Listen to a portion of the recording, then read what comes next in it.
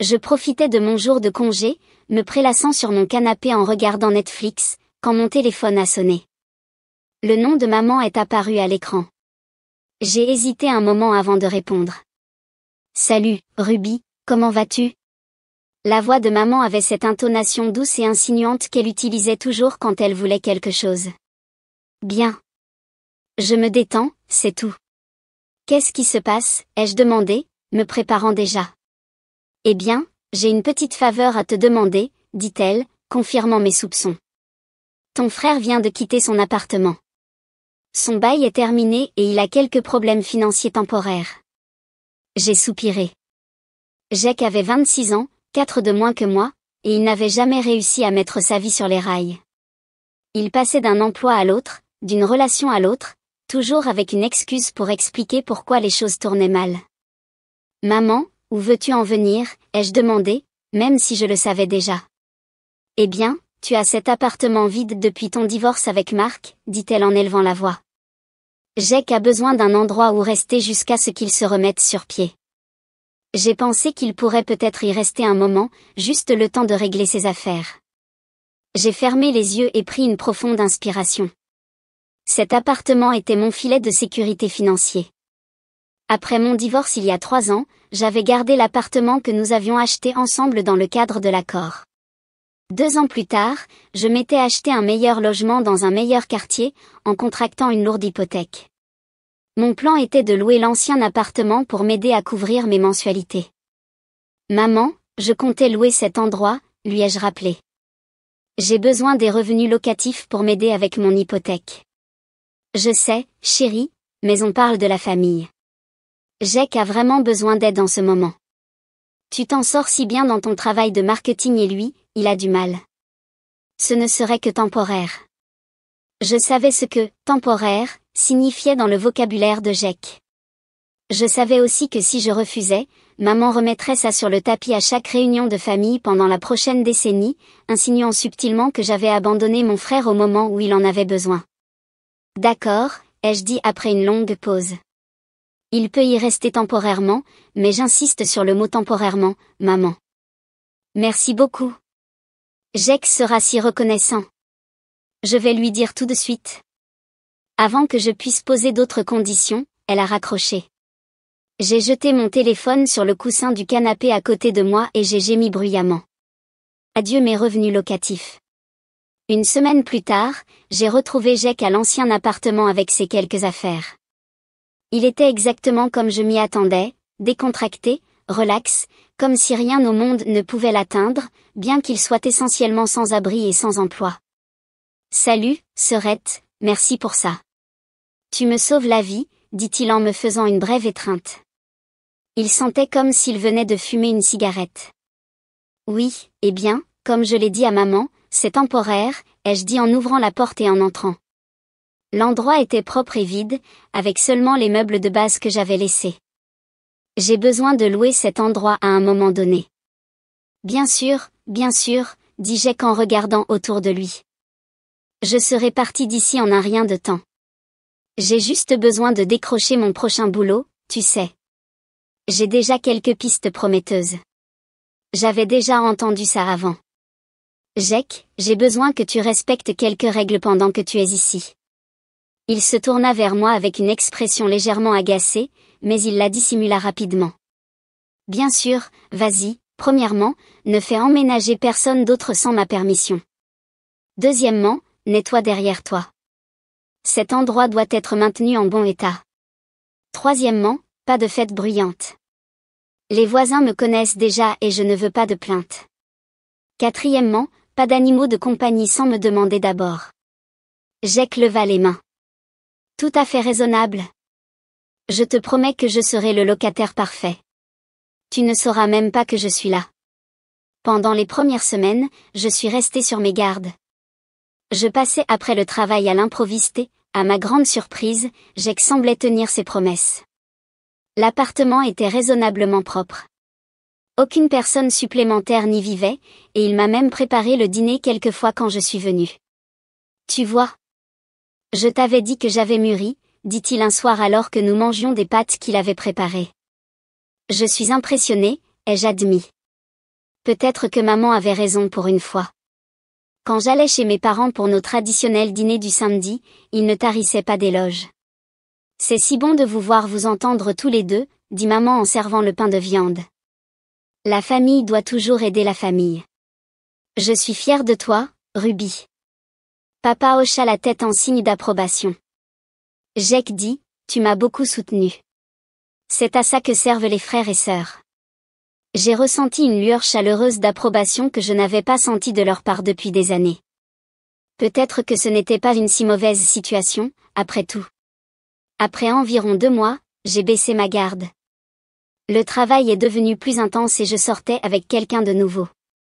J'appelais Jake de temps en temps pour prendre de ses nouvelles, mais j'ai arrêté de passer à l'improviste. Tout va bien là-bas, demandai-je. Oui, tout va bien. L'endroit est propre, les factures sont payées. Pas de fête déjantée, répondait-il toujours joyeusement. J'aurais dû savoir que c'était trop beau pour être vrai. Un mardi soir, je me suis soudain souvenu que j'avais laissé des documents importants dans le classeur de la chambre d'amis de l'appartement. J'en avais besoin pour une réunion le lendemain, alors j'y suis allée en voiture sans appeler d'abord. Quand je suis arrivée à l'appartement, j'entendais de la musique à plein volume de l'intérieur. J'ai sonné, mais personne n'a répondu. Après avoir essayé plusieurs fois, j'ai utilisé ma clé pour entrer. La scène qui m'a accueillie m'a laissé bouche bée. Une jeune femme que je n'avais jamais vue auparavant dansait dans mon salon, vêtue seulement d'un des t-shirts de Jake. Quand elle m'a vue, ses yeux se sont agrandis de surprise, puis se sont plissés de colère. « C'est quoi ce bordel ? Qui es-tu et pourquoi tu entres par effraction dans notre appartement ?» cria-t-elle par-dessus la musique. « Notre appartement ?» J'étais trop stupéfaite pour répondre immédiatement. « Allô ? Je te parle. Tu ne peux pas simplement débarquer chez les gens avec une clé, continua-t-elle, baissant la musique avec une télécommande. Avant que je puisse répondre, Jake est sorti de la chambre en courant, vêtu seulement d'un boxeur.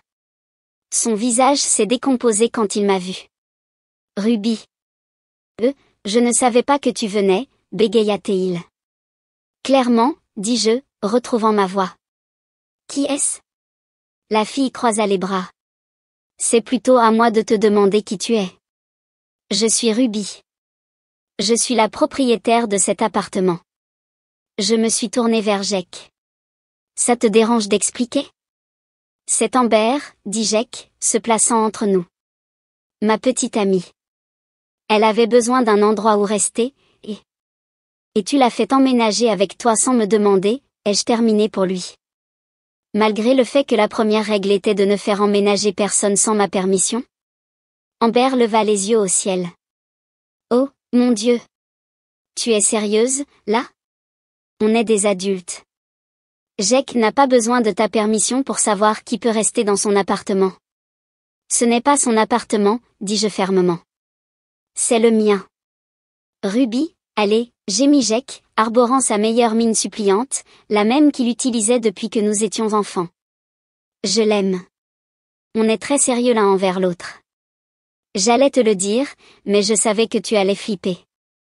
J'ai regardé l'un puis l'autre. Jake me regardait avec des yeux de chien battu, tandis qu'Amber me fusillait du regard avec une hostilité non dissimulée. Depuis combien de temps vit-elle ici, ai-je demandé.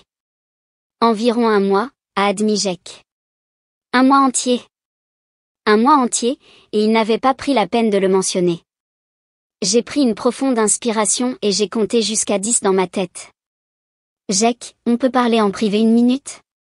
Tout ce que tu as à lui dire, tu peux le dire devant moi, a coupé Amber. Je l'ai regardé fixement. J'aimerais parler à mon frère seul, dans mon appartement. Jake a serré le bras d'Amber. Donne-nous juste 1 seconde, chérie. Elle a reniflé mais est allée dans la chambre, claquant la porte derrière elle. Charmante, ai-je murmuré une fois qu'elle fut partie. Elle est juste protectrice, a dit Jake. Et tu l'as un peu effrayée en débarquant avec ta clé, dans mon appartement. J'ai croisé les bras. Jake, c'est quoi ce bordel ? On avait un accord. Je sais, soupira-t-il. Mais on est ensemble depuis 3 mois, et sa colocataire l'a mise à la porte, et c'était juste logique. Elle est vraiment géniale quand on apprend à la connaître. Je me suis frotté les tempes, sentant un mal de tête poindre. Une partie de moi voulait leur dire à tous les deux de faire leurs valises et de partir. Mais je savais ce qui se passerait, maman et papa prendraient le parti de Jake, et je serais la sœur sans cœur qui a mis son frère et sa petite amie à la rue. D'accord, ai-je dit. Elle peut rester aussi. Mais les autres règles s'appliquent toujours. Gardez l'endroit propre. Pas de fête. Pas d'animaux sans demander. Le visage de Jake s'est illuminé d'un grand sourire et il m'a serré dans ses bras. Tu es la meilleure. Je te promets qu'on respectera toutes les autres règles. Tu ne le regretteras pas. C'est déjà le cas, ai-je marmonné, mais il ne m'a pas entendu. Alors que je récupérais mes documents et me dirigeais vers la porte, Amber est sortie de la chambre. Alors, j'ai le droit de rester. C'est généreux de ta part, dit-elle avec un sourire narquois. Amber, sois gentille, dit faiblement Jake. Non, je suis sérieuse. Merci, Ruby, dit-elle, mais son ton montrait clairement qu'elle n'était pas du tout reconnaissante. Mais la prochaine fois, frappe peut-être avant d'utiliser ta clé. C'est un peu envahissant de débarquer comme ça. J'ai ouvert la bouche pour lui rappeler à quel nom était l'acte de propriété, mais j'ai décidé que ça n'en valait pas la peine. Bien sûr. Alors que je tendais la main pour saisir la poignée de la porte, Amber s'est placée devant moi et l'a ouverte. Au revoir, maintenant, dit-elle avec un faux sourire et elle m'a pratiquement claqué la porte au nez. Je suis restée dans le couloir, stupéfaite. Est-ce que ça vient vraiment de se passer? La petite amie de mon frère vient de me mettre à la porte de mon propre appartement. Ce samedi-là, je suis allée dîner chez mes parents, toujours furieuse de cette rencontre. Alors, j'ai rencontré la petite amie de Jake, ai-je dit pendant que nous mangions. N'est-elle pas charmante? Maman a souri. Jake l'a amenée la semaine dernière. Une fille si douce. J'ai failli m'étouffer avec mes pommes de terre. Douce? Elle a été incroyablement grossière avec moi. Je leur ai raconté comment j'avais trouvé Amber dans l'appartement et comment elle s'était comportée avec moi. Maman a balayé mon argument d'un revers de main. Tu l'as probablement prise au dépourvu.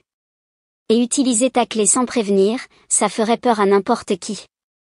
C'est mon appartement, ai-je dit, ayant l'impression d'être un disque rayé. Et ils ont enfreint les règles que nous avions convenues. Oh, Ruby, soupira maman. Tu dois comprendre, Jake est en train de construire une relation sérieuse. Ils veulent créer un foyer ensemble. Dans mon appartement, ai-je souligné. Tu ne peux pas être heureuse pour ton frère, a demandé papa.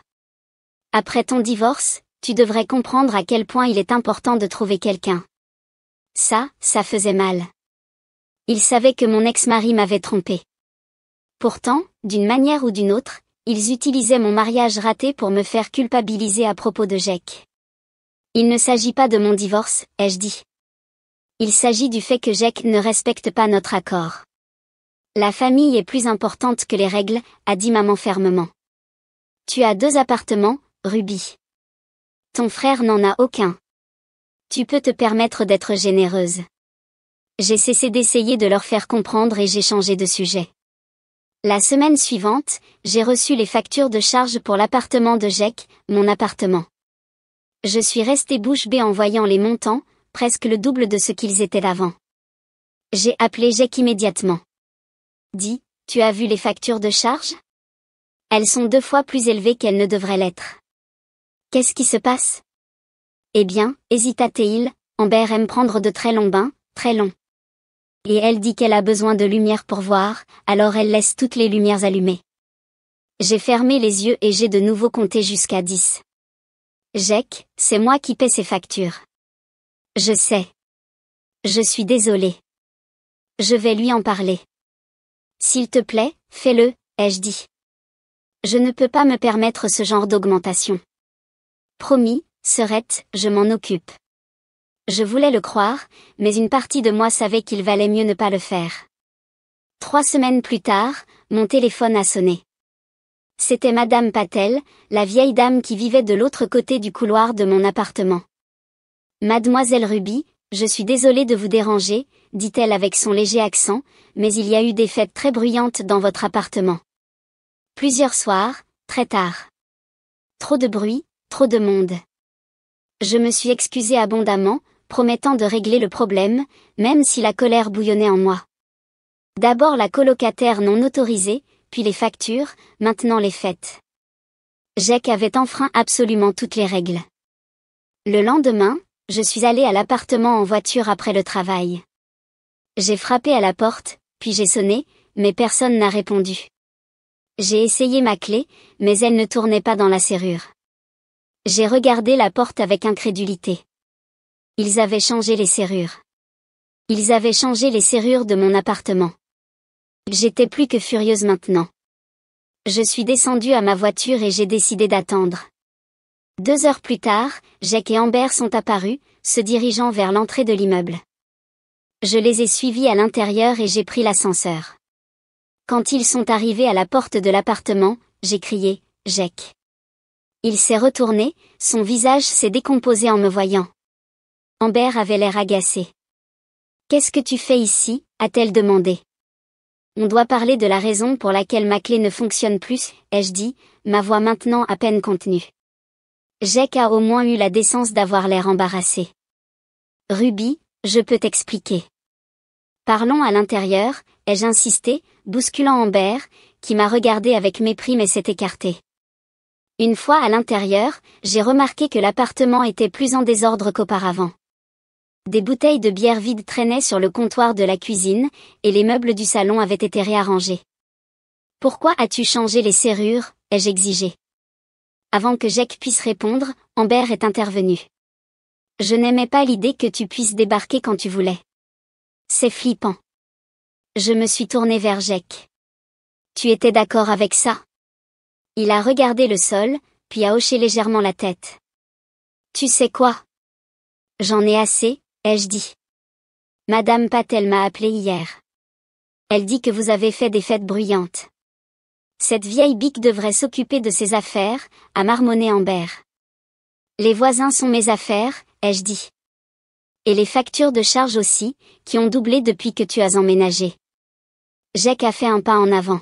« Ruby, on peut en parler plus tard, quand tout le monde sera plus calme ? » « Non, on va en parler maintenant, » ai-je insisté. « Tu as enfreint absolument toutes les règles que nous avions convenues. Tu as fait emménager quelqu'un sans demander. Tu ne gardes pas l'endroit propre. Tu fais des fêtes. Et maintenant, tu as changé les serrures de ma propriété sans ma permission. » Amber leva les yeux au ciel et se dirigea vers un tiroir, en sortant une feuille de papier pliée. « Tiens. Qu'est-ce que c'est ?» ai-je demandé, sans le prendre. « C'est une liste de règles, » dit-elle en me la fourrant dans les mains. « Si tu veux visiter ton appartement, voici les conditions. » J'ai déplié le papier, n'en croyant pas mes oreilles. En lisant la liste, ma mâchoire est tombée. La première règle stipulait que je devais les prévenir au moins 3 jours à l'avance avant de venir. La deuxième disait que je ne pouvais pas venir après 19 heures ou avant 10 heures. Le troisième point interdisait toute discussion sur les factures. La quatrième règle stipulait que je devais être silencieuse pendant ma visite et ne pas créer de drame. La cinquième exigeait que je leur achète de nouveaux meubles car ceux actuels étaient vieux et laids. La liste continuait avec des demandes de plus en plus ridicules. J'ai levé les yeux du papier pour voir Amber sourire d'un air suffisant et Jack avoir l'air mal à l'aise. Quelque chose s'est brisé en moi. Un calme étrange m'a envahi. « Vous avez une semaine pour déménager. » Leurs expressions suffisantes ont disparu. « Quoi ?» a lâché Jack. « Tu ne peux pas nous expulser ?» a crié Amber. « On a des droits. Vous n'êtes pas sur le bail. » « Il n'y a pas de bail. C'est ma propriété, et je vous dis que vous avez une semaine pour trouver un autre endroit où vivre. » Le visage d'Amber s'est tordu de rage. Elle a attrapé un vase sur l'étagère, un vase en verre bleu que j'avais acheté à Venise pendant ma lune de miel, et l'a jeté par terre. Il a volé en éclats en des dizaines de morceaux. J'ai tressailli mais j'ai gardé mon sang-froid. Ce vase coûtait 200 $. Tu me le rembourseras. Va au diable, a-t-elle craché.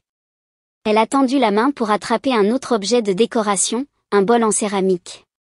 Touche à quoi que ce soit d'autre, et j'appelle la police, l'ai-je prévenu. La destruction de biens est un crime. Elle s'est figée, les mains toujours tendues.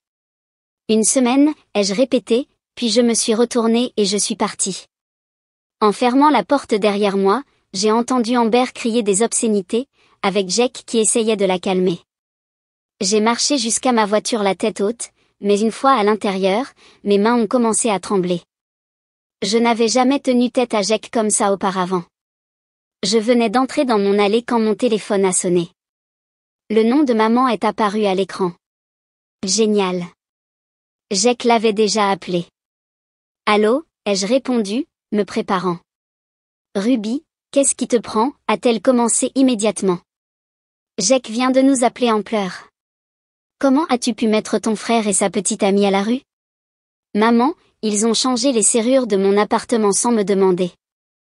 Je suis sûre qu'ils avaient leur raison, a-t-elle balayé. Tu débarques toujours sans prévenir. La voix de papa est intervenue sur la ligne. Ta mère et moi sommes très déçus de toi, Ruby. Après tout ce que nous avons fait pour toi. Qu'avez-vous fait exactement pour moi, papa, ai-je interrompu. J'ai acheté mon propre logement. Je paie ma propre hypothèque. Je laisse Jake rester gratuitement dans ma propriété, et il profite de moi. Cette fille a l'air charmante, a dit maman. Jake dit que tu as été hostile envers elle depuis le début. J'ai ri d'incrédulité. Amber m'a jeté un vase aujourd'hui. Elle a écrit une liste de règles que je dois suivre pour entrer dans ma propre propriété. Tu exagères, a dit maman. Depuis que Mark t'a quitté, tu es aigri. On comprend, chérie, mais ne te défoule pas sur ton frère. Je n'en croyais pas mes oreilles. J'ai mis fin à l'appel et j'ai éteint mon téléphone.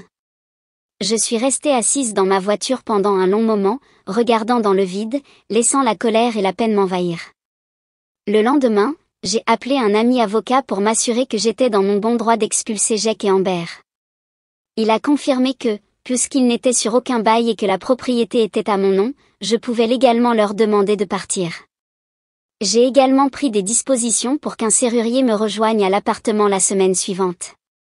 Les jours passèrent lentement. Jake a appelé plusieurs fois, mais j'ai laissé les appels aller sur la messagerie vocale. Ces messages oscillaient entre la colère, tu es totalement irrationnel, et la supplication, s'il te plaît, Ruby, on n'a nulle part où aller. Je n'ai répondu à aucun d'eux. Maman et papa ont appelé aussi. J'ai également ignoré leurs appels. Finalement, la semaine s'est terminée. J'ai pris un jour de congé et je suis allée à l'appartement, le serrurier étant prévu 1 heure après moi. Je ne savais pas à quoi m'attendre. Serait-il encore là? J'ai frappé à la porte et, à ma surprise, Jake a répondu presque immédiatement.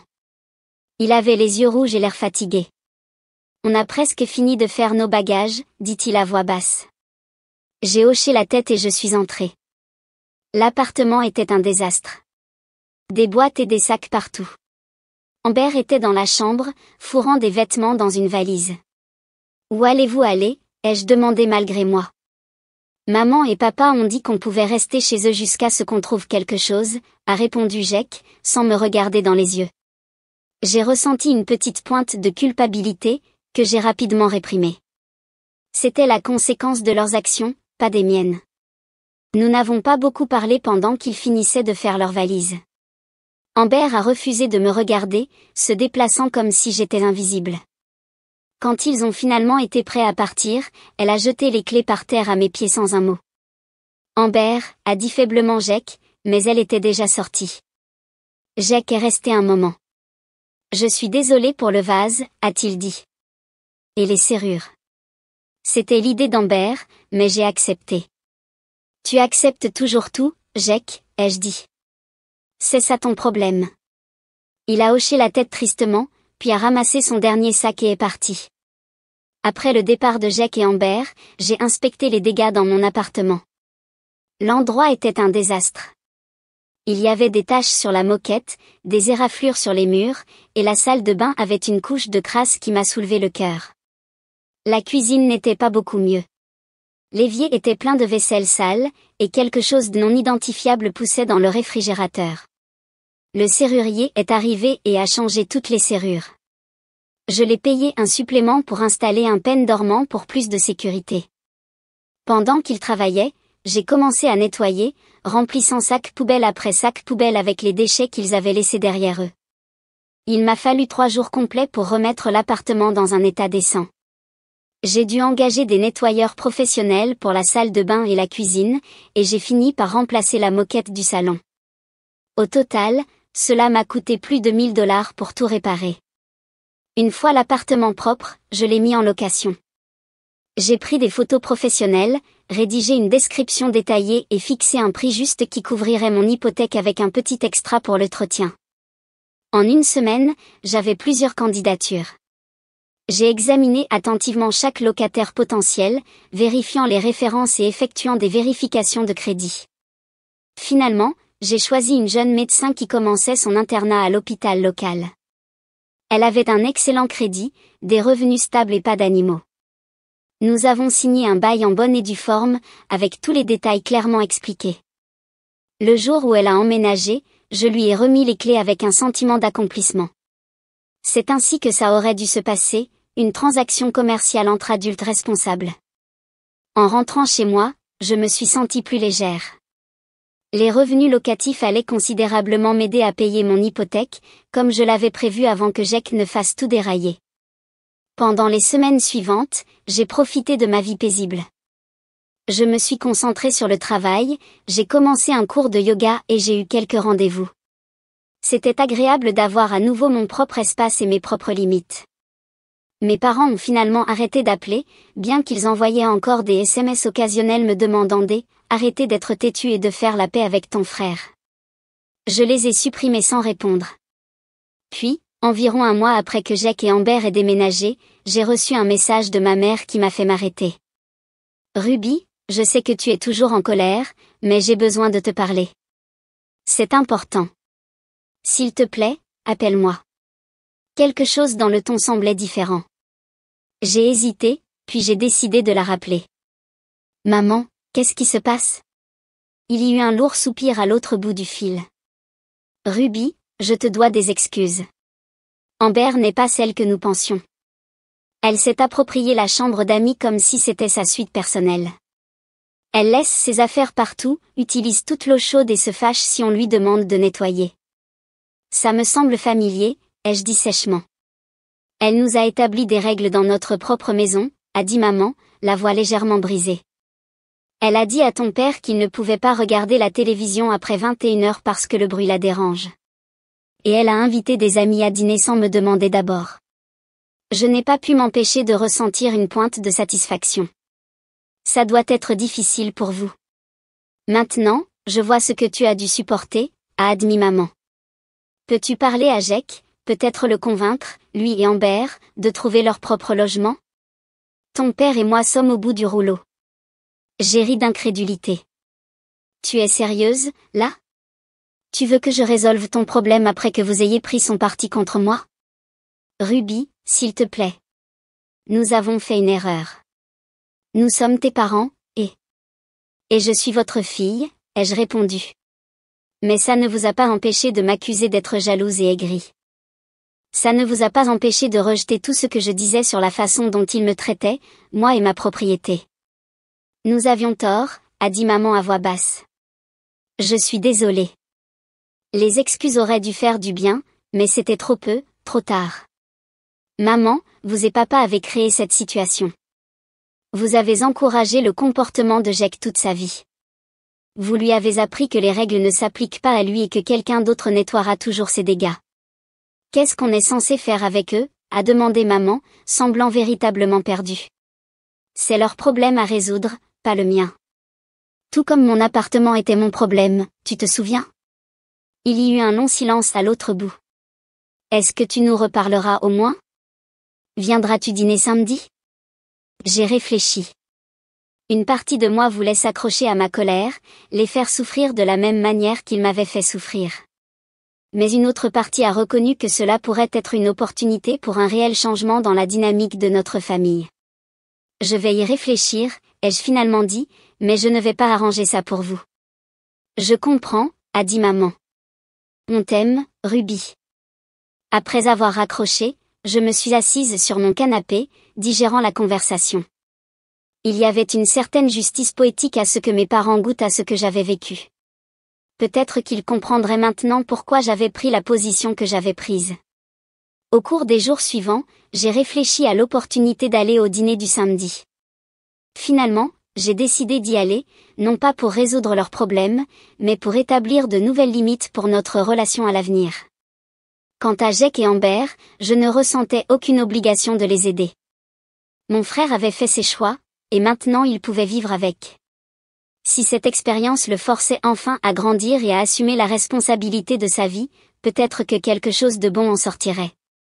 Après tout, pendant ce temps, ma locataire payait son loyer à temps chaque mois. L'argent allait directement à mon hypothèque, comme je l'avais prévu. J'avançais dans ma vie, selon mes propres termes, sans m'excuser de protéger ce qui m'appartenait.